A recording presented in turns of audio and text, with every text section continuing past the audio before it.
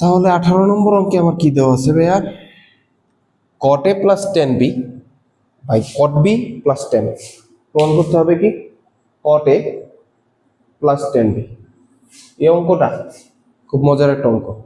এই জায়গায় তোমরা 90% স্টুডেন্টরাই কি ভুল করো, এর জায়গায় বি, বির জায়গায় এ, এটা গুলাই ফেল। এটা গুলাইলে কিন্তু অঙ্ক শেষ। একটু খেয়াল করো কি করব।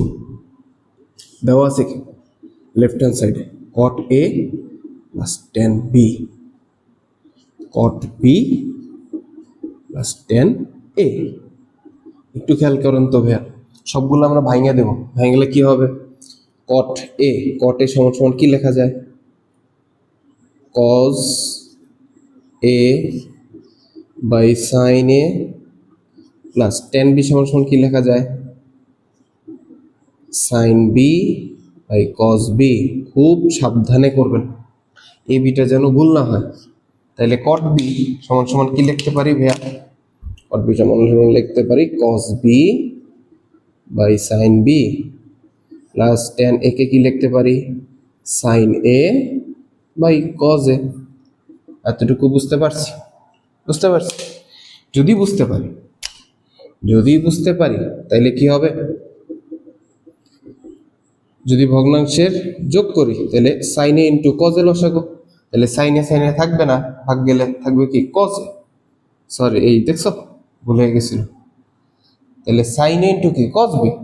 তাহলে sin a into cos b যদি লসাগু হয় তাহলে sin a কাটা থাকবে কি cos b। তাহলে উপরে আছে cos a গুণ হবে কি cos b plus cos b কাটা থাকবে কি sin a। তাহলে sin a into sin b। নিচে কি সেম না? নিচেও কি sin b,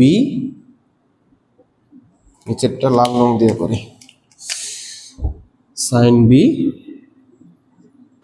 into cos a নাকি? তাহলে sin b কাটা যাবে, ভাগ করলে থাকবে কি cos a। তাহলে উপরে কি cos a into cos b গুণ প্লাস এই জায়গাও কি হবে sin a into sin b গুণ। তাহলে ভাগ আছে, উল্টাই দিলে কি হবে? গুণ হয়ে যাবে। গুণ হলে লব হর হয়ে যাবে, হর লব হয়ে যাবে। তাহলে কি হবে ভাইয়া? cos a into cos b plus sin a into sin b by নিচে কি আছে sin a into cos b। উল্টাই দাও, কি হবে sin b into cos a। এই তো নিচে কি আছে